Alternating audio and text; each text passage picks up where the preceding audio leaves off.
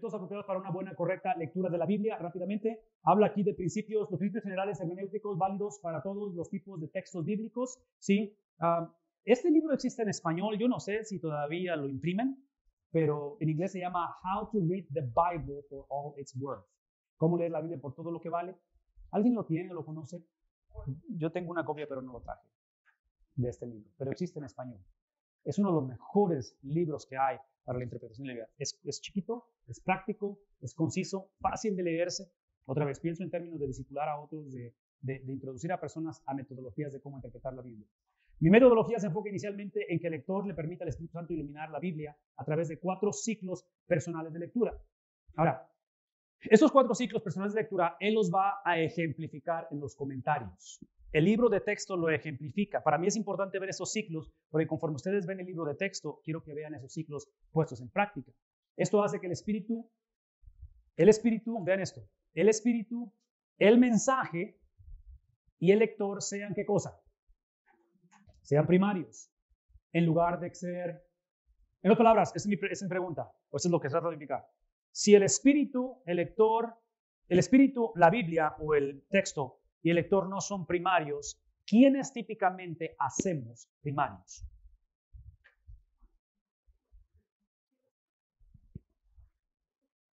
Él está implicando que cuando el espíritu, y cuando hablamos de espíritu no estamos hablando de lo que es la inspiración, porque eso ya se acabó, ¿verdad? El autor fue inspirado. Nosotros somos, ¿qué cosa? Iluminado. Entonces está hablando de iluminación. Y otra vez, regresen al principio de lo que habló en la mañana.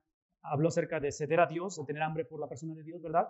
O sea, estamos hablando de esa relación con el espíritu. Pero si el espíritu, el texto o la Biblia y el lector no son primarios, ¿a quién o a quiénes hacemos por inercia primarios? ¿Perdón?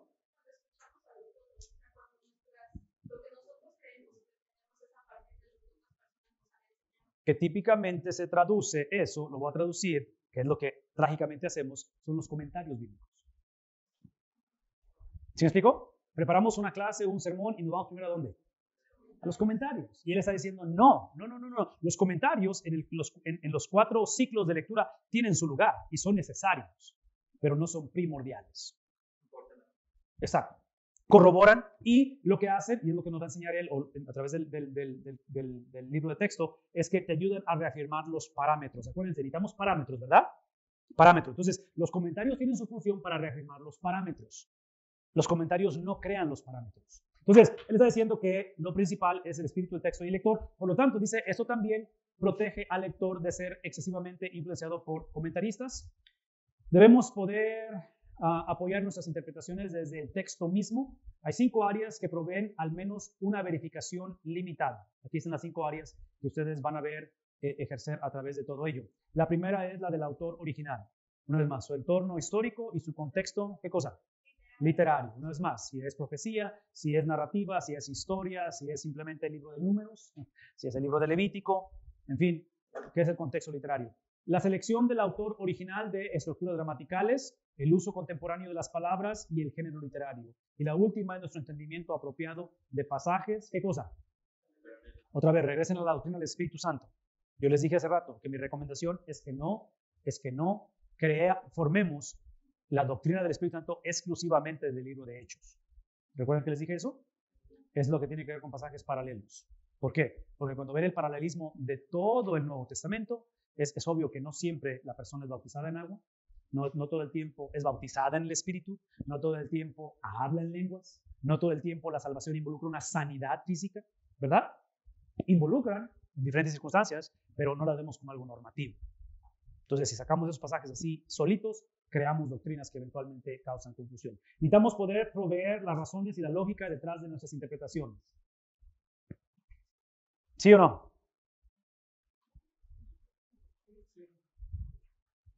¿Qué sucede cuando no proveemos lógica y no proveemos razón detrás de un principio bíblico?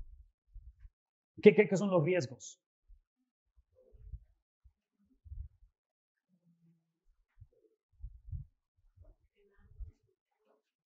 En otras palabras, cuando un sermón o un argumento o el presentar el evangelio a nivel personal si no presenta o no tiene, en este caso, lógica, o en este caso, no tiene razones.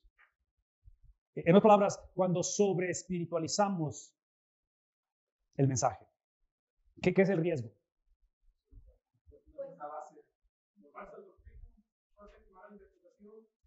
Hay un riesgo muy grande de eso. La base va a ser cuestionable. La otra es que potencialmente se encuentren por ahí una persona que sea culta, educada, que conozca filosofías, que conozca, ¿sí me explico? Y nos rete a cosas que dices tú, caray, esa por ahí no iba el asunto. ¿Sí me explico? O simplemente porque la Biblia lo dice. Lo afirmamos. Aquí es donde regreso a lo que dije hace un momento, que no existe amor incondicional. Yo estoy convencido que esa frase de amor incondicional es mi problema, y se lo digo una vez más, es que se traduce convenencieramente como relación condicional. ¿Cómo lo ilustro esto? Lo ilustro de muchas maneras, ya lo hice hace rato con relaciones interpersonales, pero yo diría en la cuestión de la salvación. Entre bautistas, típicamente afirmamos la seguridad del creyente, ¿verdad? Que no perdemos la salvación, pero típicamente o trágicamente lo podemos usar como una bandera, como un estandarte, a que simplemente no importa lo que haga, como quiera voy a dónde. Voy al cielo. Como si el cielo fuera la meta principal de la salvación. Nunca ha sido el cielo la meta principal de la salvación. La meta principal de la salvación siempre ha sido ¿qué cosa? Similitud a Cristo. Esa ha sido la meta. Es simplemente, leímos de Pablo en Filipenses, ¿qué es lo que dice Pablo? Unirme a Él a través de ¿qué cosa? No porque me guste sufrir, no porque quiero morir, ni porque soy masoquista, es porque el sufrimiento modela o moldea en mí ¿qué cosa? A Cristo, el carácter de Cristo en mí.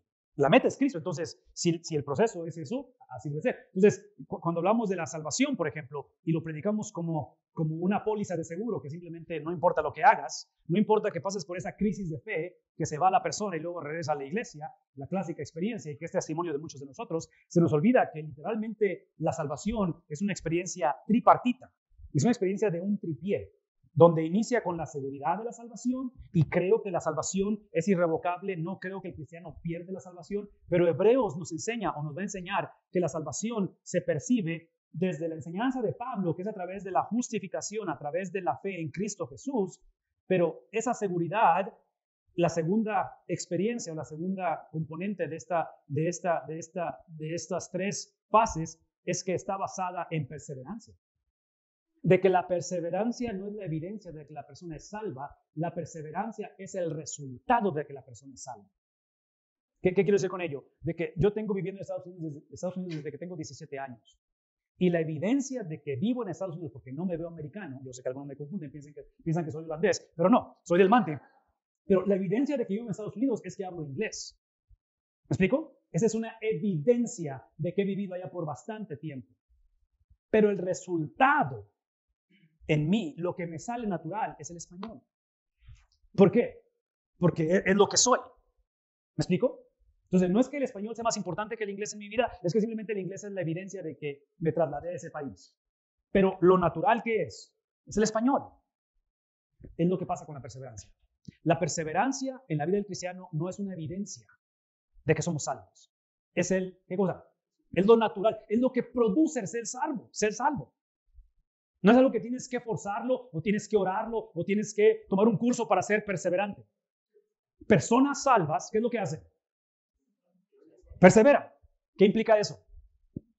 Que personas que no perseveran es porque nunca fueron, y suena prejuicioso eso, ¿no es cierto? Yo lo sé, pero Hebreos te va a decir que si no perseveraste hasta el fin, es simplemente porque no fuiste. Ahora, otra vez, aquí hay mucho que hablar de esto, pero el modelo de la salvación es Cristo. Y si algo le distingue a Cristo es su perseverancia. Entonces, ¿por qué nos sorprendemos que el producto de la salvación es perseverancia? ¿Por qué nos sorprendemos que lo que pone a prueba la perseverancia es el conflicto? Es la prueba, es la necesidad. ¿Sí me explico? Entonces, una vez más, seguridad de salvación que produce, no evidencia, pero produce ¿qué? Perseverancia. Ahora, antes de que se levanten el cuello, sobre todo los que van a graduar, porque han perseverado 4 años aquí, ¡wow! Sí, los que acaban de entrar están así como que, ¿a qué hora se acaba esto? No, antes de que se levanten el cuello, los que han perseverado. ¿Ok? Escuchen esto. La perseverancia es el producto no solamente de que fuimos salvos o de que somos salvos. Y ya dijimos que la salvación es el producto de una transacción legal doble o dual, ¿verdad? Ya dijimos eso. Entonces, es la obra y es la persona de Cristo, es la salvación. Es lo que hace mi vida ser justificado con un agente forense. Su nombre es Cristo en mí. Produce esa perseverancia, no como evidencia por voluntad. Pero esto es la base de un Dios, que es la tercera, que escoge, quizá la palabra clave, escoge preservarme. Él escoge, así como escogió salvarme. ¿Sí o no? En otras palabras, Dios escoger salvarnos, y otra vez, no tiene nada que ver con Hebreos, pero tengo que hablar, ¿okay? En el Antiguo Testamento la doctrina de elección es para servicio. Dios escoge a Abraham, doctrina de elección, para escoger una familia, para de esa familia escoger una nación, y de esa nación escoger al mundo. Obviamente la simiente, ¿verdad? Entonces, aunque es importante bienes y raíces, hablamos de un pedazo de tierra que hasta la fecha se lo están disputando. Es importante, es parte de la promesa. Aunque incluye algo étnico, es importante. Entonces, nosotros no veneramos a los judíos, veneramos al judío. ¿Verdad? Ok. Entonces, el concepto de elección es para servicio en el Antiguo Testamento. En el Nuevo Testamento, la doctrina de elección es para similitud a Cristo. Romanos capítulo 8. ¿Qué es lo que leemos en el versículo 28, 29, 30? ¿Sí? Todas las cosas, a los que aman a Dios, ¿qué cosa? Ahora, ¿les ayuda bien? ¿Para qué? ¿Qué dice después de esos versículos? Para que en nosotros crezca, se desarrolle, ¿qué cosa? El carácter de Cristo. Entonces, el punto no es que nos vaya bien. El punto que decimos no es simplemente la garantía de que no importa lo que pase, aun cuando esa es ese es el tercer engaño que le doy a mi esposa y mi infidelidad. Como quiera, Dios usa todo para su bien. No eres salvo, compadre. Si esa es tu mentalidad, no eres salvo. ¿Me explico? No has entendido lo que es la salvación. El punto aquí simplemente es de que si la salvación es el Dios que escoge al hombre, y lo escoge, y el hombre por esa elección de Dios, que en el Antiguo Testamento es ¿para qué? ¿Para qué es la elección? Para servicio. Es por eso que Cristo va a revolucionar el concepto de Mesías para el judío, porque otra vez, Dios escogiendo a Abraham, escogiendo a una familia, escogiendo una nación, escogiendo al mundo, iba a ser a través de un propósito de que la elección no es simplemente porque tú eres especial, aunque lo eres, pero eres especial porque te escogí, no porque eres especial. ¿Sí me explico? Entonces, ¿qué es el punto aquí? De que somos salvos ¿para qué? En el Antiguo Testamento somos salvos ¿para qué?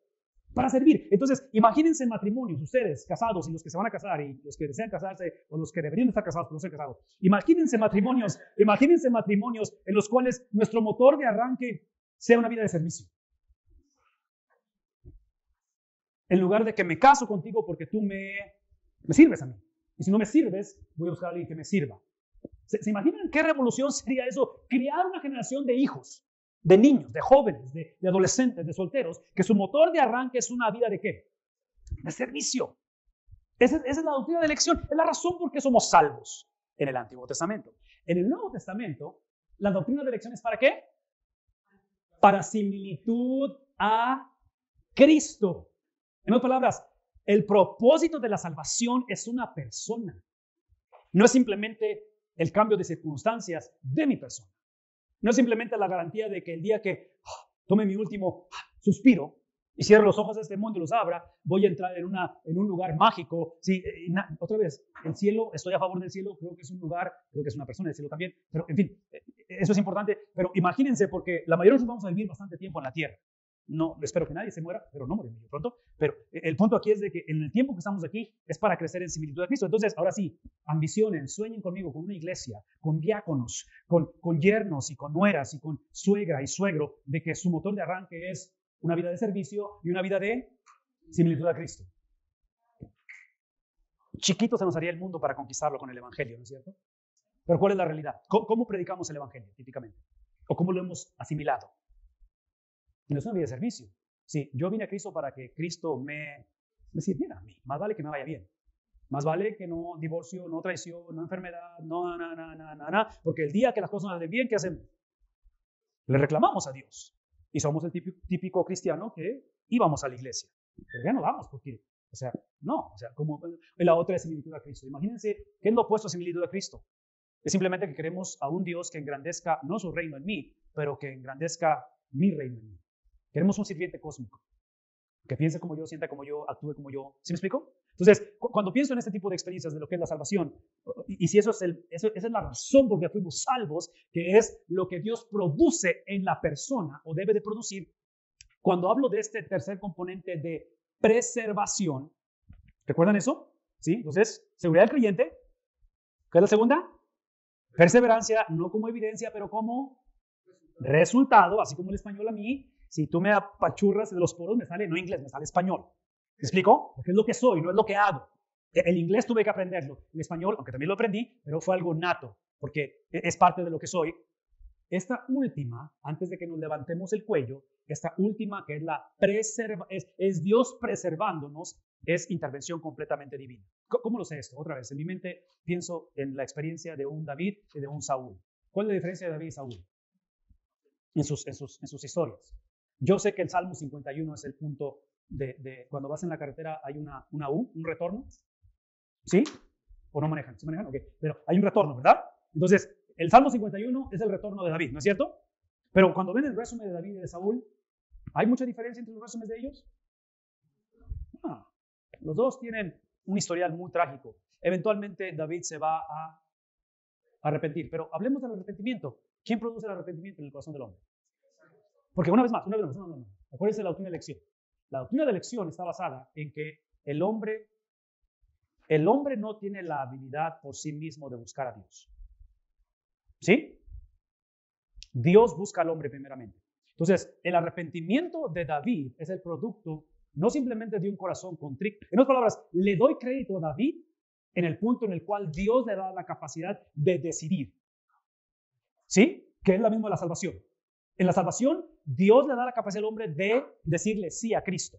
Pero por sí mismo el hombre no puede decirle sí a Cristo sin que Dios le dé la habilidad. Entonces, yo no creo que Dios está alterando el libre albedrío. Es simplemente que Dios le da la habilidad al hombre de ejercer su libre albedrío a escogerle a él. ¿Sí captamos eso? Entonces, es la obra completamente de Dios. Pablo dice que somos salvos ¿por qué? Es por gracia para que nadie se gloríe. Leímos el capítulo 3 de Filipenses ayer de los judaizantes y Pablo avienta su resumen, avienta su currículo y dice todo eso es por basura, simplemente porque ahora no quiero obtener mi propia justicia, sino la justicia de ¿quién? La justicia propia es la que dice yo busco a Dios y yo regreso a Dios cuando yo esté listo. ¿Han escuchado esa frase por ahí? Yo regreso a Dios cuando yo esté listo. Yo sé, no tienes que decirme, yo sé lo que dice la Biblia. Por eso soy pastor, no es cierto. Pero ahorita estoy en una etapa en la cual estoy de rebeldía. No es cierto. El hombre no tiene la habilidad de buscar a Dios. Dios es el que produce en ello. Entonces, esa perseverancia es el producto de ello, no es la evidencia, pero esa preservación, otra vez, yo creo que la diferencia entre David y Saúl es que Dios en su soberanía decide preservar a David y no a Saúl. ¿Por qué? Por la misma razón que tú eres salvo, porque es un misterio. No lo sé. Y no le quito absolutamente nada a David en su retorno, Salmo 51, su confesión, solamente que estoy hablando, ¿verdad? Y no le quito nada el libre albedrío de Saúl de no arrepentirse. Pero pienso en Judas y pienso en Pedro. ¿Por qué Pedro tiene un retorno en su testimonio y Judas no? ¿Pedro fue mejor que Judas? ¿Por qué? Por la razón que tú eres salvo. ¿Por qué eres salvo tú? ¿Porque eres hijo de pastor? ¿Porque estás en Lacey Seminary? ¿Por qué somos salvos? ¿Por qué Dios escoge aparecérsele a Saulo en el camino a Damasco? Sí, el capítulo 9 de Hechos no dice que Saulo estaba orando, buscando a Dios. ¿Qué estaba haciendo Saulo? Persiguiendo a la esposa de Cristo. Y cuando se aparece, le dice, ¿por qué me persigues a mí? O sea, tu rebeldía no fue accidental, es intencional. ¿Verdad? Entonces, esa preservación de Dios, Dios preservando, es lo que literalmente es la base de nuestra salvación. Entonces, por eso es que Pablo en Filipenses habla de que con temor y temblor, la salvación, ¿qué es lo que dice? Sí, que la estamos viviendo de una manera con temor y contempló esa salvación. Entonces, todo esto, muchachos, para mí, una vez más, simplemente estoy hablando acerca de que tenemos que tener una base lógica, una base en la cual él usa el término de razón. Tiene que haber una razón por qué creemos lo que creemos. ¿Sí? De que no simplemente sobre espiritualicemos las cosas a expensas de, otra vez, crear un montón de prácticas que no son bíblicas. La Biblia es nuestra única fuente de fe y práctica. Trágicamente o tristemente, dice él, con frecuencia, los cristianos no están de acuerdo sobre lo que la Biblia enseña o afirma. Por lo tanto, es contraproducente, suena esto cómico, declarar y asegurar la inspiración de la Biblia y luego no ponernos de acuerdo en lo que dice. Es la verdad, pero nos peleamos por la verdad, salimos de pleito. Suena contraproducente, ¿no es cierto? En fin, es estar viviendo en eso. Por lo tanto, él habla de 4 ciclos de lectura, y aquí están los 4 ciclos, que no se los voy a leer todos, pero simplemente vean lo que él recomienda. En el primer ciclo, él recomienda que se lea el libro de la Biblia, ¿cómo? De corrido, en una sentada, léanse el libro completo. Yo sé que es bastante, pero es lo que está diciendo él. Lean el libro completo, en lo cual léanlo en una traducción diferente, léanlo de una manera en la cual, y él recomienda aquí varias traducciones, de la Reina Valera, de la Dios habla hoy, de Dios llega al hombre. Busque el propósito central del libro, ¿sí? Ahorita les acabo de decir de Efesios. ¿Cuál es el propósito de Efesios? La unidad. ¿La unidad de quién? No necesariamente la de la iglesia o la del hombre. La unidad de la iglesia y la unidad del matrimonio, la unidad de la humanidad, la unidad en el hogar, es el producto de la unidad ¿de quién? Del Dios Trino. Porque otra vez, si ignoramos la unidad del Dios Trino, hacemos de Cristo un sirviente cósmico. Que si voy a Cristo y busco a Cristo y me comprometo con Cristo, es para evitar el divorcio. No. A Dios no nos debe absolutamente nada. ¿Me explico? Entonces, es la unidad, en este caso, del Dios Trino. Él dice, eso tiene que salir a raíz de ese tipo de leer el libro completo. Dice, aísle, si es posible, una unidad literaria, un capítulo, un párrafo o una oración que exprese claramente este propósito del tema. En otras palabras, en este caso, hablando de Efesios, el tema principal es la unidad. Y otra vez, no estoy en contra de la unidad del matrimonio, la unidad entre patrón y empleado. Es obvio que eso es el producto de ello. Pero este concepto de unidad, no de uniformidad. ¿Saben cuál es la diferencia entre unidad y uniformidad? La diferencia entre unidad y uniformidad. ¿Cuál es la diferencia?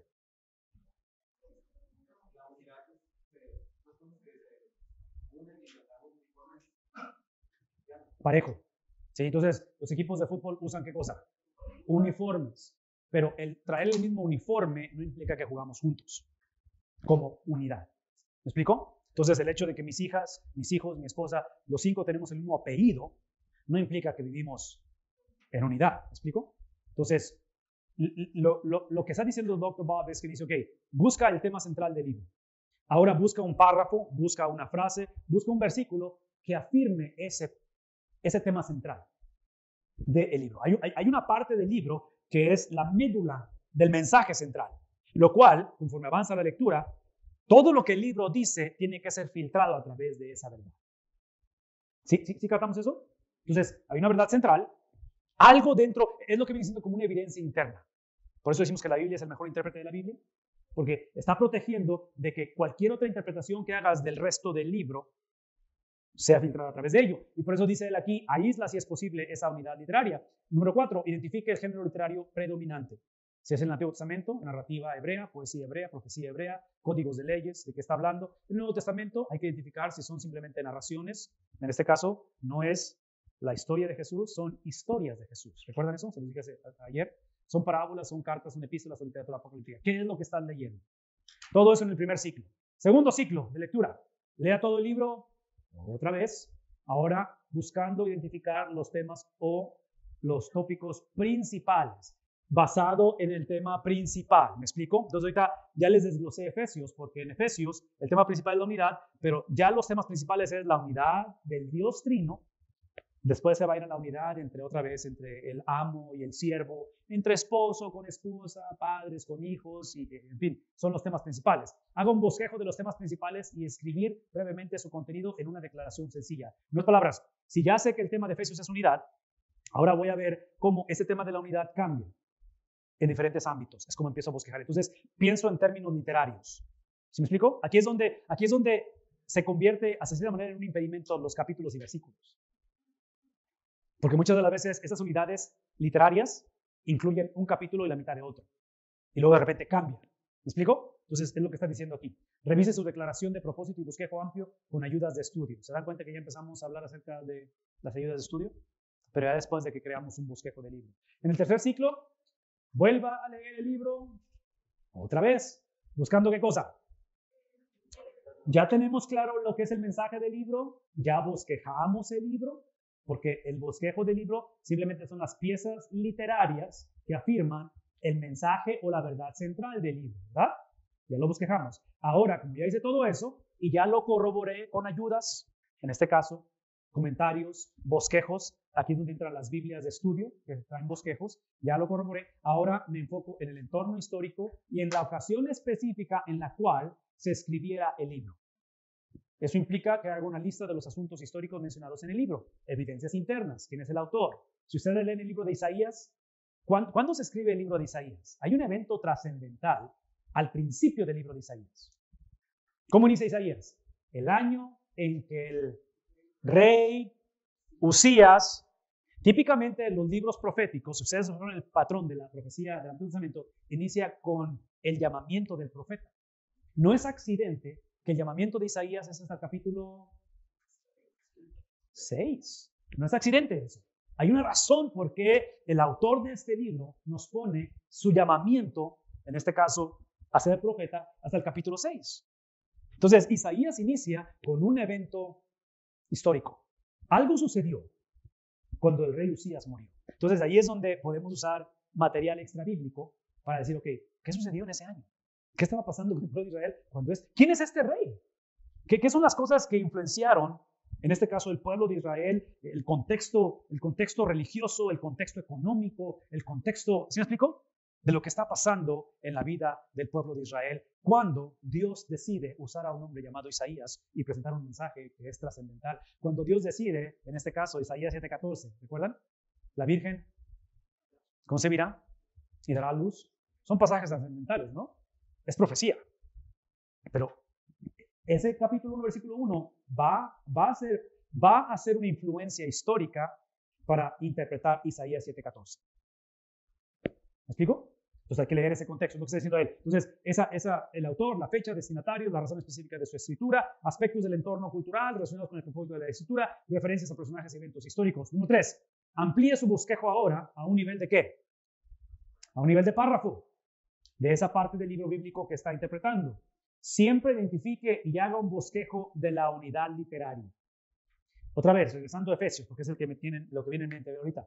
En la unidad literaria de Efesios, dije al principio que Pablo y Pablo es uno de los más fáciles de bosquejar, por lo que acabo de decir, porque Pablo, típicamente la mitad del capítulo del libro es doctrina, es la parte donde él va a profundizar su enseñanza, la segunda parte la práctica. Entonces, en este caso, cuando estás bosquejando donde identificas la unidad literaria, observen que las unidades literarias tienen que ver precisamente con eso, donde Efesios en los primeros 3 capítulos lo presenta como una unidad literaria, pero puedes bosquejar esa unidad literaria. Es lo que está diciendo aquí. Puede que sean varios capítulos o párrafos. Esto le permite a usted seguir ¿qué cosa? ¿Qué estamos siguiendo? La lógica de quién, no la mía, sino la del autor y específicamente de ese diseño textual. ¿Por qué lo escribió de esa manera? ¿Por qué escoge ese tipo de gramática de lenguaje? Y otra vez, número 4, revise su entorno histórico usando ¿qué cosa? En otras palabras, lo que estás descubriendo, aquí es lo que está hablando acerca de este rey, al capítulo 1 de Isaías, este rey Usías. O sea, históricamente puedo usar compendios, puedo usar atlas, puedo usar la concordancia. Si me explico, puedo usar diferentes cosas para corroborar lo que está pasando con este rey. Y el ciclo número 4, que es, otra vez, esta lectura, lea la unidad literaria específica en varias traducciones. Y aquí vuelve los ejemplos que él pone ahí. Busque las estructuras literarias o gramaticales. ¿Qué frases está repitiendo él? ¿Qué estructuras gramaticales, una vez más, se vuelven a repetir? Y en este caso, ¿qué conceptos hay de contraste en ello? Haga una lista de lo siguiente. Los términos significativos que hay ahí. Los términos que son no usuales. Las estructuras gramaticales importantes. Las palabras, cláusulas, oraciones particularmente difíciles. Busque los pasajes paralelos relevantes. El pasaje con la enseñanza más clara de su tema usado, en este caso la unidad, que es lo que está hablando. libros de teología sistemática, Biblias con referencia, concordancias son las que ayudan para hacer esto. Busque un posible de pasajes paradójicos, donde otra vez encuentras esta tensión, la paradoja de Jesús cuando dice, el que tiene que ser el primero tiene que ser el último o el postrero. No es una contradicción, es una paradoja. Está diciendo una verdad en tensión. ¿Sí me explico? De que todo aquel que quiera ganar su vida va a tener que perderla. No es una contradicción, es una paradoja. O sea, está creando tensión. Es la manera en que esta gente entendía la verdad. La verdad se presentaba en tensiones. Muchas verdades bíblicas son presentadas otra vez en pares que causan esa tensión. Conflictos denominacionales vienen de usar textos como pretextos y enseñar solo la mitad de una verdad bíblica. ¿Sí? Es esa cuestión de simplemente agarrar lo que nos conviene. En fin, en la letra C busque paralelos dentro del mismo libro, mismo autor, mismo género. La Biblia es su propio y mejor intérprete. Use ayudas de estudio para revisar sus observaciones de entorno histórico. Vocación de libro. Aquí es donde entramos Biblias de estudio, enciclopedias, manuales, diccionarios, introducciones bíblicas, comentarios bíblicos y cosas por el estilo. Esta aplicación a la interpretación de la Biblia, muchachos, simplemente está hablando acerca de la importancia, donde él habla cómo aplicar esto, cómo llevarlo a cabo. Y aquí es donde dice que este punto giramos hacia la aplicación. Usted se ha tomado el tiempo para entender el texto en su condición original. Ya que ahora tiene la verdad, usted debe de aplicarlo a su vida y a su cultura. Yo defino la autoridad bíblica como el entender lo que el autor bíblico original dijo en su día y aplicar esa verdad a nuestro día. ¿Qué es lo que dijo? ¿Cómo lo aplicamos? Yo argumentaría o añadiría a esta definición que no es solamente lo que dijo, pero qué es lo que implicó con lo que dijo. Porque otra vez, vivimos en un tiempo en el cual la gente quiere cambiar la implicación. La aplicación debe seguir la interpretación de la intención del autor original, tanto en cuanto a tiempo como a lógica. Una vez más, la aplicación debe seguir la interpretación de la intención del autor original. La base es saber lo que dijo y qué implicó el autor. O en este caso, cuando digo qué es lo que implicó el autor, estoy hablando de qué o cómo entendió la audiencia del autor lo que el autor dijo. Isaías 7:14, la Virgen concebirá, dará a luz un hijo. ¿Quién es la audiencia de Isaías en ese momento? Él le dijo esto a alguien específico. ¿A quién se lo dijo? Al rey Acaz. ¿Recuerdan la historia? No recuerdan la historia. Ok, no tenemos tiempo para entender la historia. Pero el punto de este pasaje, que es, Mateo lo va a mencionar, ¿verdad? ¿Sí, Mateo? La Virgen conseguirá dar luz un hijo. Ok. Isaías le está hablando a un rey en un momento en el cual está sitiado y está por ser conquistado. Entonces, no vienen tiempos de refrigerio, no vienen tiempos de prosperidad para Acaz y para el pueblo de Israel. Es profecía, es irreversible, viene la ira de Dios a través de un pueblo que no ama a Dios, que es el punto de la historia. El punto de la historia es que lo dije ayer, Satanás es un siervo de Dios. Entonces, aunque yo no estoy aquí para afirmar que yo entiendo la maldad, cuando pienso en ello, inevitablemente, y lo voy a llevar rápidamente a esto, inevitablemente pienso en esto, porque esto es parte de la historia que estoy diciendo. ¿Dónde está?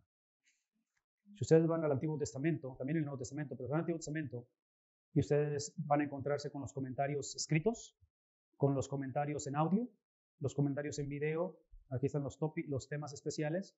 Y la palabra survey es panorama del Antiguo Testamento, que existe en español también. Aquí tiene la palabra charts, significa gráficas, y él tiene lo que es la línea del tiempo del Antiguo Testamento.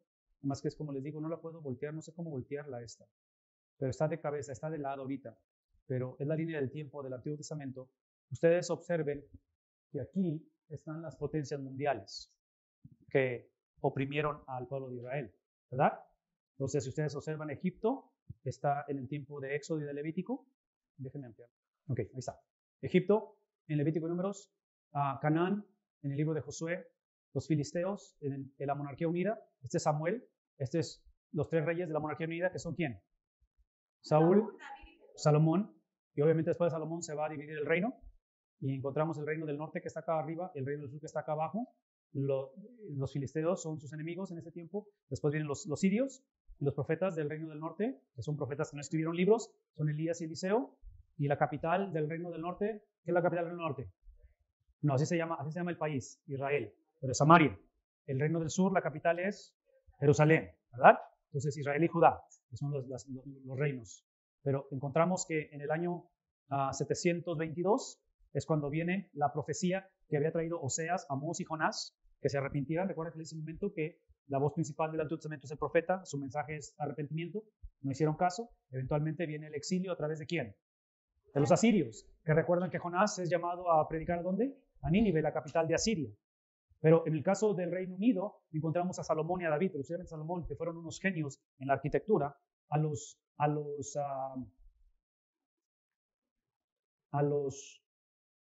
en la conquista de Samaria, les llevó 3 años conquistar a Samaria, porque fueron ciudades, o sea, Salomón hizo un trabajo excelente en la construcción de estas fortalezas. El punto es que aquí los asirios van a conquistarlos en el 722, simultáneamente en este siglo 8, encontramos al profeta Isaías, Miqueas, y las líneas estas están ejemplificando la extensión de su escritura. Profetas mayores y menores, ¿recuerdan eso?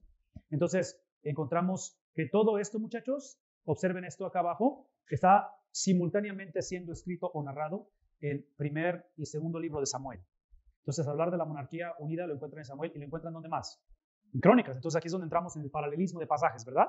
Entonces, todo esto se está narrando en estos libros donde, otra vez, regresamos a Isaías y Miqueas, que son contemporáneos de Oseas, Amós y Jonás, pero en el reino del sur, y donde están predicando este mensaje, Isaías 7:14, es dado en un tiempo en el cual estas letras que están aquí es simplemente los nombres de los reyes que están aquí, donde encontramos a los reyes del Antiguo Testamento, a Usías, aquí está, Ezequías, Manasés, Josías, todos ellos. En fin, el punto aquí es de que eventualmente el reino del sur, ¿por qué no puedo hacerlo? Ok. Eventualmente el reino del sur es aquel que, no sé si alcanzan a verlo ahí, pero eventualmente el reino del sur va a continuar. Aquí es donde fue la destrucción del reino del norte, Samaria es destruida. El reino del sur comete el error, otra vez regresando a las doctrinas de elección. En el Antiguo Testamento la doctrina de elección es para ¿qué dijimos?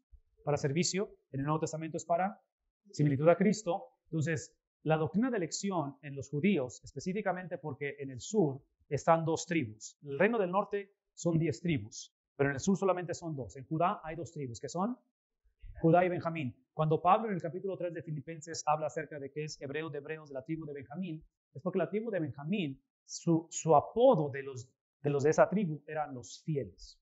Entonces Pablo lo que está diciendo a los judaizantes, ustedes son una mezcla del judaísmo. Yo soy la pureza judía. Y yo no sé si existe ese tipo de rivalidad en las culturas o las subculturas de Oaxaca, donde algunos se creen más puros en su raza que otros. ¿Sucede eso o no? En Estados Unidos existe el Tex-Mex. ¿Me explico? Donde mis hijos son hijos de mexicanos, pero su idioma natal es ¿qué? Es el inglés, porque son nacidos allá. Entonces, es como si hubiera una reforma en Estados Unidos mexicana y yo le dijera a mis hijos, yo soy original, ustedes son copia, porque yo soy nacido en México y mi idioma natal es el español. Ustedes son hijos de mexicanos y su idioma natal es el inglés. Ese es el contexto de lo que está pasando en este tiempo y ese sentido. Por eso inclusive cuando ustedes leen en el Nuevo Testamento, Cristo evangelizando no solamente a un samaritano, pero a una samaritana, muchas veces no le hacemos justicia a la Biblia de la repudia o el odio que tienen contra los samaritanos, los judíos. Entonces, los discípulos cuando ven a Jesús, cuando regresan del H-E-B con el mandado y lo encuentran profetizando o hablando con una mujer samaritana, les pasa lo que a mí, se les cae el pelo. O sea, no pueden entender cómo es que estás hablando no solamente con un samaritano, pero con una mujer acerca de ese evangelio. ¿Y qué es la moraleja de esto, el mensaje? De que si la elección es para servicio y la elección es para similitud a Cristo, es obvio que los discípulos estaban implicando que la elección fue para VIP y supremacía. ¿Me explico? De que si yo soy judío de la simiente de Abraham, es porque les hago un favor con estar con ustedes. Por eso inclusive cuando Juan el Bautista viene bautizando, ¿el bautismo de qué? De arrepentimiento. Los judíos practicaban el bautismo por inmersión antes de Jesús y antes de Juan el Bautista, pero lo practicaban ¿para qué? No, ese es Juan el Bautista. No era para arrepentimiento, era para proselitismo, para que entraras a ser uno de nosotros. Porque el punto del judaísmo era ¿qué? No estamos en contra del cristianismo, siempre y cuando no seamos los que autorizamos quiénes son los cristianos. ¿Sucede eso hoy en día? A ver, seamos honestos. ¿Sucede hoy en día que somos prejuiciosos? ¿Quién realmente es cristiano y quién no es cristiano? Entonces, en este caso, cuando Juan entra, Juan está diciendo a los judíos, ustedes necesitan bautizarse otra vez. Y ellos dicen como que, ¿nosotros? No, los que se bautizaban son los gentiles, los no judíos, para ser judíos. Y Juan está diciendo, no. Ustedes necesitan bautizarse porque ustedes están perdidos. Ustedes son, ¿qué dice? Son lápidas, sepulcros, blanqueados. Entonces, es interesante que aquí, muchachos, esto es súper interesante cuando vemos a Cristo. Por eso reempatizo que la salvación es una experiencia, una transición legal doble, porque no es accidente que Cristo va a ser circuncidado y Cristo va a ser, por Juan el Bautista, ¿qué cosa? Bautizado. Ahora, si la circuncisión y el bautismo son experiencias o son simbolismos de arrepentimiento, ¿por qué Cristo tuvo que ser circuncidado y bautizado?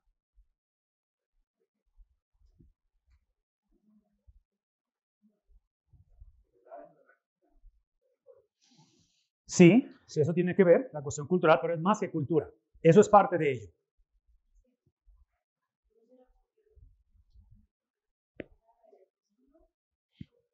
Sí lo va a redefinir hasta cierta manera, está implicado en ello, aunque sí tiene razón, pero otra vez, lo que estás diciendo tiene sentido ahorita porque lo vemos a través del espejo retrovisor, porque es historia, pero si tú estás en este momento atestiguando que Él se confiesa o Él se declara ser el Mesías, y no solamente el Mesías, aquí es donde Cristo, si yo hubiera sido el que le hacía sus medios sociales, le hubiera dicho, hey, cambia la estrategia porque vas a perder muchos seguidores en Twitter. Porque Cristo no solamente dice que Él es Mesías, Cristo Él dice, yo soy Dios mismo. Porque Él dice, Cristo no solamente dice, levántate al cojo. Cristo no solamente resucita muertos, pero Cristo perdona los pecados de la gente. Y de acuerdo a la cultura, ¿quién perdonaba pecados? Entonces, es por eso que, yo así como diciendo, sí, no hagas eso porque te van a venir matando. Que eventualmente eso puede suceder, ¿no es cierto? Porque es cumplimiento de la ley, es cumplimiento de profecía. Entonces, en este caso, hablando de por qué circuncisión, por qué bautismo, que ambos son para arrepentimiento, Cristo obviamente no necesitaba arrepentirse. Cristo lo hace porque Él es el cumplimiento de la ley. ¿Me explico? En otras palabras, Cristo está diciendo, la ley fue dada, existe para servirme a mí. Dios no le sirve a la ley le sirve a Dios. Es el propósito de que Cristo es más que la ley. ¿Sí explico? Cristo es la ley y más que la ley. Entonces, Él simplemente lo hace como cumplimiento de la ley. Cristo no viene a abolir la ley. ¿Recuerdan eso? Él no viene porque hoy en día mucha gente predica y dice, es que no, el Antiguo Testamento ya está obsoleto, ya no hay que, ok, entiendo lo que están diciendo en cuestiones de las áreas que son descriptivas, pero es obvio que el Antiguo Testamento tiene mucha prescriptiva, ¿verdad? Entonces, tener cuidado con eso. Todo esto lo estoy mencionando simplemente por la cuestión de la elección, de que estos hombres y estas mujeres, que es el caso de nosotros, confundimos la salvación o la elección, en lugar de ser de servicio, en lugar de ser de similitud a Cristo, lo tradujeron como VIP, como simplemente somos mejores, que de tal manera que especialmente el resto de esta tabla o de esta línea, especialmente del 722, que es cuando cae Samaria, al 586 es cuando cae Jerusalén. Este periodo, que traduzcan eso en la profecía de Isaías 7:14, traduzcan eso en las profecías de Sofonías, de Habacuc, de Nahum, de Daniel, de Ezequiel y aún de Jeremías, el estira y afloja de estos profetas con el pueblo de Israel es que esta gente, esta generación, por su confusión doctrinal de la doctrina de elección, llegan al punto en el cual ellos simplemente quieren escuchar profetas que afirmen lo que ellos creían, no el mensaje de Dios. Y por eso es que van a traer profetas falsos. ¿Recuerdan eso? Profetas en los cuales simplemente les den el mensaje que ellos quieren oír. ¿Es nuestra cultura hoy en día? ¿Sí? Hoy en día nos ven como santitos alquilados, que simplemente quieren que les prediquemos lo que quieren oír. El punto aquí es de que trágicamente esto se lleva a cabo y en el 586 va a caer Jerusalén. Ustedes lean el libro de Daniel y al principio del libro de Daniel, ¿qué dice acerca de Nabucodonosor? Viene a Jerusalén y ¿qué hace? La va a sitiar. Daniel 1:1. ¿Sí? Que es el punto de que es la destrucción de Jerusalén. Finalmente se va a cumplir lo que Isaías les advirtió lo que Sofonías advirtió, Habacuc, todos los profetas les decían, arrepiéntanse, arrepiéntanse, viene el juicio de Dios. ¿Y qué decían ellos? No vienen sonoros. Todo eso lo menciono, muchachos, porque mencionaba yo los imperios, donde están los asirios, babilonios, los persas. Eventualmente, después de los persas, encontramos lo que es la era post-exílica. Aquí está el exilio. Y en la post-exílica está obviamente Esdras, Zacarías, Ageo, Joel, Abdías, Esther, Nehemías, Esdras del 7 al 10, acaso 1 al 6. Y encontramos al final, ¿quién? A Malaquías. Pero después de los persas, de aquí se acaba la tabla del tiempo, pero ¿quién sigue? En el periodo intertestamentario, ¿así se dice? Son los griegos. Después de los griegos, ¿quién sigue?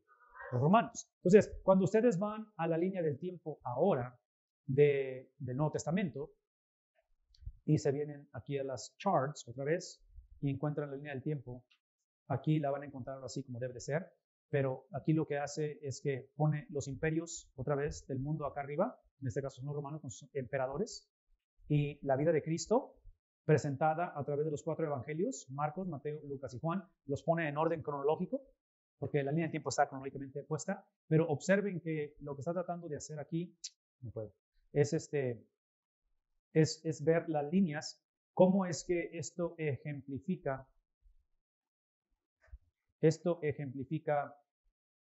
los evangelios en cuestión de la vida de Jesús. Entonces, lo que hace aquí, no van a alcanzar a verlo esto, pero el evangelio de Marcos, por ejemplo, inicia con el ministerio de Juan el Bautista. ¿Sí? Y empieza a narrar los eventos más trascendentales o de más importancia en cuestión de la vida de Cristo. Y obviamente aquí encontramos la resurrección. Nos da el tiempo en que se cree que fue escrita, pero observen que el evangelio de Mateo inicia con la genealogía, obviamente la anunciación o nacimiento de Jesús, que en Mateo es el ángel con José, y la Navidad y eso, y luego empieza con el ministerio de Juan el Bautista. Entonces, aquí es donde ya a partir de aquí para acá comparten la misma información en el caso de Mateo y de Marcos. Después se van a venir con Lucas, que en la cronología se cree que es el tercero, inicia en este caso con la ascensión en Lucas y inicia con el nacimiento de Jesucristo, ahora con el énfasis del ángel con María. Y otra vez, entonces vean cómo Mateo y Lucas comparten mucha de la información, por eso son evangelios sinópticos, pero observen con Juan que él lo inicia con una línea punteada. ¿Por qué? ¿Con qué inicia Juan?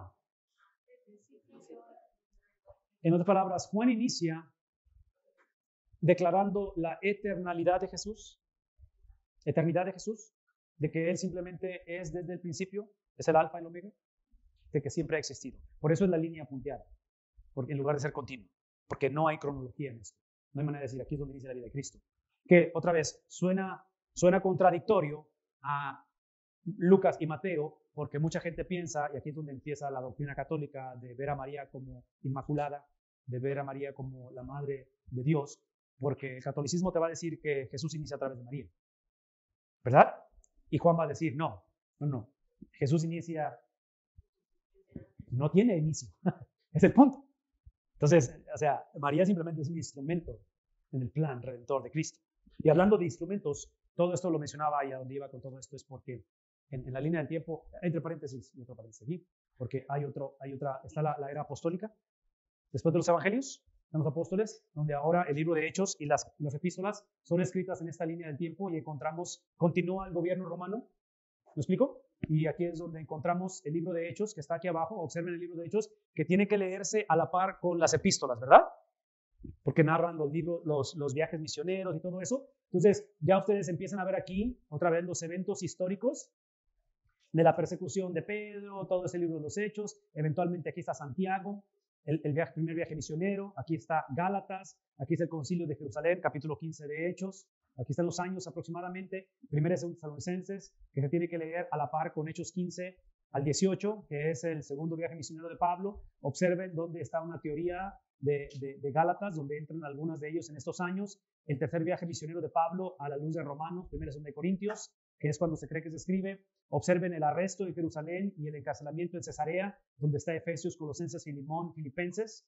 El arresto en casa de Pablo, donde lo narra aquí Hechos esto, y donde encontramos la escritura de primera de Pedro. Segunda de Pedro, recuerden, es cuando Pablo es sacado de la cárcel, que se cree que hay un cuarto viaje misionero, donde encontramos primera de Timoteo, Tito, segunda de Timoteo, Judas, y encontramos después aquí ya la muerte de Pedro, la muerte de Pablo en Roma. Encontramos el 70, que es cuando la destrucción del templo. Observen la línea punteada de ello. Y después de ello encontramos primera de Juan, segunda, tercera de Juan, y concluimos ¿con qué? Con Apocalipsis. Todo esto lo menciono porque pienso que esto es de ayuda. Una, ayuda mucho a contextualizar, y en el estudio de la Biblia, cuando ustedes den una clase, cuando hagan un sermón, les puede ayudar a ver otra vez históricamente qué está pasando. ¿Dónde está la iglesia? ¿Dónde están los líderes de la iglesia? Cuando Pablo habla a los filipenses, ¿está hablando de libertad o de encarcelamiento? ¿Qué es el mensaje central de Filipenses? El mensaje central de Filipenses, si acaso no lo saben, es simplemente que yo estoy encarcelado, el evangelio no está encarcelado, el evangelio va a crecer. ¿Sucedió eso o no? Claro que sucedió. Ahora, les está hablando de una iglesia que está experimentando persecución y, especialmente en el año 70, viene el genocidio, ¿se dice? ¿Así se dice? Cuando hay una masacre, viene para ellos. Entonces, Pablo está anunciando y diciendo, hey, la cosa no va a mejorar, pero el evangelio se va a expandir. ¿Creen que es un mensaje que necesitamos escuchar hoy en día? La cosa no va a mejorar, pero Dios siempre, y aquí es donde iba al principio, regreso a lo que iba. Dios siempre ha usado la maldad. Esto que está arriba son los imperios del mundo. Y es maldad. Es maldad. ¿Sí me explico? Son enemigos de Dios. Dios siempre usa la maldad para sus propósitos. Y esto suena bien en una clase como esta, pero cuando la estás viviendo, obviamente es difícil de vivirla. Pero la realidad es que es el principio con el cual procesamos las dificultades de la vida. ¿Sí me explico? Las procesamos a través de ello. Todo esto, muchachos, otra vez me lleva a regresar a todo lo que está él llevándonos a pensar en cómo interpretamos todo esto, cómo lo llevamos a cabo. En el aspecto espiritual de la interpretación, simplemente él habla de la oración, pidiendo la ayuda del Espíritu Santo, el perdón y limpieza de pecados personales, oración para un mayor deseo de conocer a Dios, aplique inmediatamente cualquier nueva revelación en su vida y manténgase humilde y dispuesto a ser enseñado. Entre paréntesis, otro paréntesis.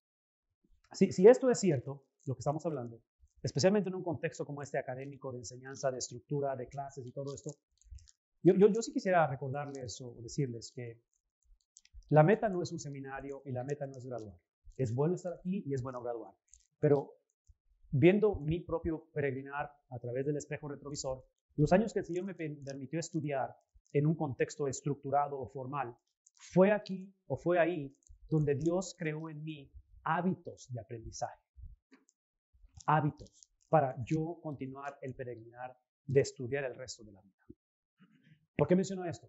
Porque otra vez, porque observen los procesos o la metodología de la enseñanza, en este caso de la interpretación, lo que está pidiendo, ese es un proceso, este es un hábito que empezamos a hacer y que lleva tiempo construirlo. Entonces, menciono todo esto porque, otra vez, estar aquí es bueno y qué bueno, y sé que aquí se ven forzados en leer y en hacer papeles y todo eso, que no lo hacen porque quieren, lo hacen porque tienen. Yo no entiendo eso, pero a la misma vez el deseo es de que al salir de aquí, sobre todo para los que están por graduar, es de que estos sean las bases de hábitos para llevarlo a cabo. Y obviamente multiplicarlo, llevarlo a una multiplicación. No voy a leer esto porque esas son simplemente, ¿cómo se dice? Fragmentos, secciones de libros que él está sacando con respecto a la interpretación de diferentes autores. El método que él usa en este comentario es básicamente lo que hemos estado hablando, pero él habla acerca del bosquejo histórico, ideas contextuales, las unidades literarias. La letra D es simplemente hablar acerca de que el enfoque de interpretación del versículo por versículo nos obliga a seguir el pensamiento del autor original. Y aquí es donde él enfatiza esto, muchachos, se nos digo una vez más. Contexto literario, información histórica y cultural, información gramatical, estudio de palabras y pasajes. ¿Qué cosa? Paralelos y relevantes, porque es una unidad. Es algo que no se contradice. Involucra a veces ambigüedad, involucra a veces misterio, involucra verdad que se da en una tensión paradójica. Todo eso involucra la Biblia y estoy consciente de ello. Pero los pasajes paralelos no se van a contradecir. Eso es parte del paralelismo que está para enfatizar la verdad central.